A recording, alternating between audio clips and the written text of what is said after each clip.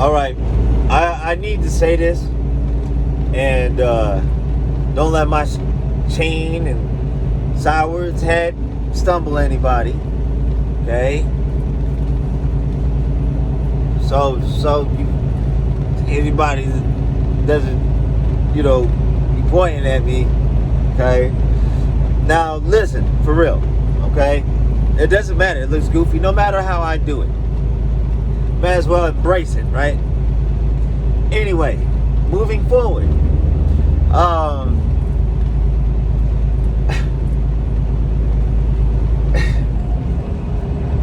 When it comes to, death, okay? Death being a real thing, all right? I'm going to tell you the truth. I don't exactly know what happens after death, but I do know that, and everybody else knows, that when you die, you do not die. It is not the end.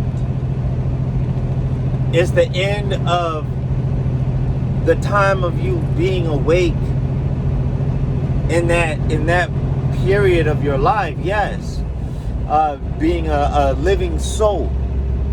You're no longer a living soul, but your spirit is still there. It's just sleeping, right? So being unconscious, you tell me. If you're unconscious, can you dream? You can, even though you're not conscious. So when it comes to being in hell or being in heaven, your conscience is going to convict where you ought to be. All right? In a lot of different ways, in different ways. But when you die, it is very possible, like with Lazarus, not Lazarus' best friend. Funny how he linked that together. But not Lazarus' best friend, but Lazarus, another Lazarus that was in John and I believe in Luke, that spoke about him being in heaven, and then the person who had money who treated him poorly, scraps, and had even the dogs licking his ulcers like Job. That's what that would remind you of. It's not for no reason. Moving forward, that it was tough. Life was tough, and he did all he could for God. He tried to live as right as he could. He didn't have much, but he did what he could. That's what Lazarus did. But the other one didn't. He knew better. He could have done better, and he didn't do better. So, when it comes to the fire, we know about the fire being a mechanism of cleansing. So, with it being stifling and uncomfortable, it's uncomfortable to face your fears, to become cleansed. Now, on another level of consciousness, the expanse of those consciousnesses, all right, that means that one was being cleansed to be resurrected for what? To be rejudged, right? A resurrection of judgment. To be rejudged, in a sense, because when they come back, they've already been judged, right? They paid the price, right? If that's where they are being cleansed, and it was only temporary because they had a second chance, so that second chance would actually validate if that's where they're going to be, which wouldn't be that, which means they are just forgotten and they don't even toil at that point. All right, that's what GEHENA would be. So, in that,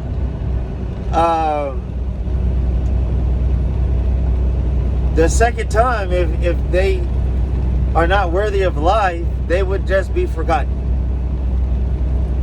And those who were resurrected, who did good things, would already be resurrected to do life, to have life everlasting. But ultimately, what does it say? It says that your spirit definitely lives on after you die, but you are not conscious of it. Now, is the spirit solely a mechanism for recording? All right, knowing that the flow in a person's body and the breath, all these things are a presentation of a constant record that is being taken a part of your spirit. That's all happening in your spirit. I mean, as that soul, living soul. So when the body perishes and that spirit still lives on, the spirit still has may not be conscious of itself, but it's like a person being in a dream. I said it, and I said it again. If it wasn't like that, then the transfiguration would not have came about.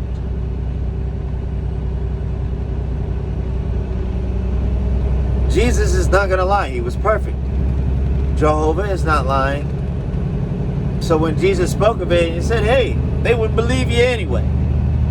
They're going to believe what they're going to believe. All right? And then the other half is that through Elijah and Moses transforming themselves, when Jesus became so bright that the clothing was so bright that no man on earth could whiten him to that level. Like that, when that happened, it was an expression of energy, right? And the spirits, persons, were still alive. So if they were still alive and still in some kind of way still had work to do, transforming or appearing in front of Peter and the rest of them with Jesus, that says a lot. It also would say a lot about when Jesus said that hell did exist. There is something like that. Something like that does exist. It's a construct. I would look at it like the Matrix. When you're in the Matrix, and you remember that moment where you had the conductor and the couple of people were in between the Matrix. They weren't in the Matrix and they weren't outside the Matrix. They were somewhere in between. That would be one of those realms. Yes, separate experience, separate worlds. They aren't all together. It's by itself. Like almost like how the abyss would be. So the abyss was what I was saying was that they could, as far as the spirit persons, could be trained in such a thing. Because it has been like that, and it could continue to be that way until it is no longer. But also, this also mathematically means that if you have a 1, then its reciprocal exists. How does something non-existent exist? That is how God made that exist. So, even in the land of forgotten, when we want to get rid of it. But what did he do? He created a construct of lake and fire. That means the land of forgotten. We throw it into the land of forgotten, it's forgotten, but it still has a place.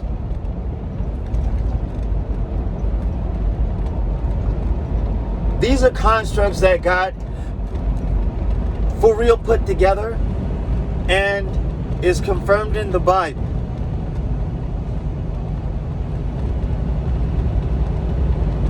It's either that person says, we're not going to believe in anything, we're going to believe in what it says here and not here, is a what? You know what that is? It's a hypocrisy. So, if you accept both of them, but don't really know exactly how that works together, what do? You pray about it. Okay, it says this here, it says that there, but how does that even come together?